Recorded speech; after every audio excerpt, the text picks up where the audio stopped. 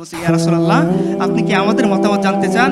বলছে, হ্যাঁ, তোমরা আমাকে পরামর্শ দাও। তো এই সাহাবীরা বলতেছেন, ইয়া রাসূলুল্লাহ, আপনি আমাদেরকে এগিয়ে চলেন।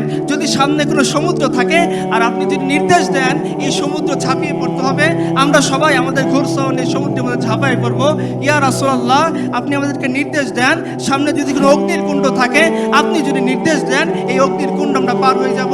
আমরা মুসার কওমের মধ্যে বলবো না আপনি আর আপনার রবকে যুদ্ধ করেন, আমরা এখানে বসে আছি, বরঞ্চ আপনি আগায় যান আপনার রবের সাহায্য নিয়ে। ইনশাআল্লাহ আমরা হলাম যোদ্ধা জাতি, কালকে শত্রুর মোকাবেলায় আমরা এমনভাবে লড়াই করব যে আপনার চোখ জোড়ায় যাবে। তো রাসূলুল্লাহ সাল্লাল্লাহু আলাইহি সাল্লাম এদেরকে নিয়ে সামনে আগ বাড়লেন। বাহনের সংকট দেখা দিল, তিনজনের জন্য একটা বাহন, ঠিক একই বাহন ইমামুল মুরসালিন, সাইয়্যিদুল আম্বিয়া, খাতামুন নবিয়্যিন, নবীনা মুহাম্মদুর রাসূলুল্লাহ সাল্লাল্লাহু আলাইহি ওয়াসাল্লাম, উনিও সেই তিনজনের একজন, যিনি বাহন শেয়ার করে চলতেছেন।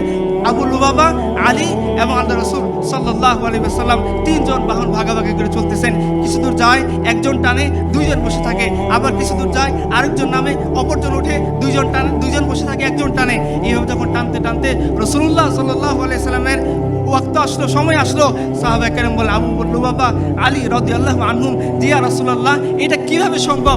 আপনি ইমামুল আম্বিয়া, আমাদের নবী, আমরা জীবিত আছি, আপনি উঠে রশি টেনে নিয়ে যাবেন আর আমরা উটের উপরে বসে থাকবো? এটা হইতে পারে না, আমরা সহ্য করতে পারবো না। ইয়া রাসূলুল্লাহ, আপনি উটের উপরে বসেন, আমরা তো আছি, আপনার জন্য আমার জীবন কুরবান, ফিদাকা আবি ওয়া উম্মি। ইয়া রাসূলুল্লাহ, সেখানে আপনি উটের দড়ি টেনে নিয়ে যাবেন, আমরা দুই সাহাবী এই উটের উপরে বসে থাকবো? এটা তো হতে পারে না।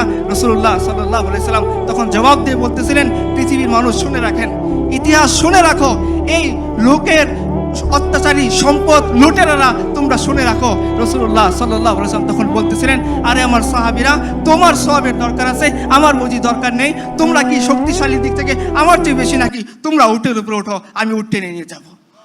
রাসূলুল্লাহ সাল্লাল্লাহু আলাইহি সাল্লাম বাহন শেয়ার করে চলেন, আর এরা শুধুমাত্র খাবার বাহনের জন্য জনগণের 28 লাখ টাকা নষ্ট করে।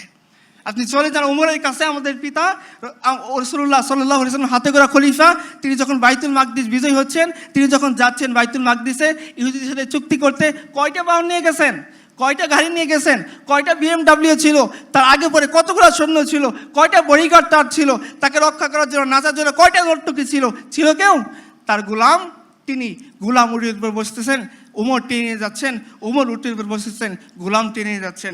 এখন আপনারাই সিদ্ধান্ত নেন, আপনারা কোন সমাজ চান, কোন শরীয়ত চান, কোন ব্যবস্থা চান, যে ব্যবস্থার মধ্যে একটা রাষ্ট্রপ্রধান তার সাধারণ দুইজন প্রজাকে উটের উপর বসিয়ে নিয়ে টেনে যায়, এই এমন সমাজ যে রাষ্ট্রপ্রধান তার গোলামকে উটের উপর বসিয়ে নিজে টেনে নিয়ে যায়? এমন সমাজ না যে সমাজের মধ্যে এই সমাজের নেতাপতিরা, এই সমাজের গোত্রপ্রধানরা, এই সমাজের রাষ্ট্রপতিরা শুধুমাত্র খাবার আনা নেওয়া করার জন্য জনগণের 28 লাখ টাকা নষ্ট করে? এটা আপনারা সিদ্ধান্ত নেন ইনশাআল্লাহ।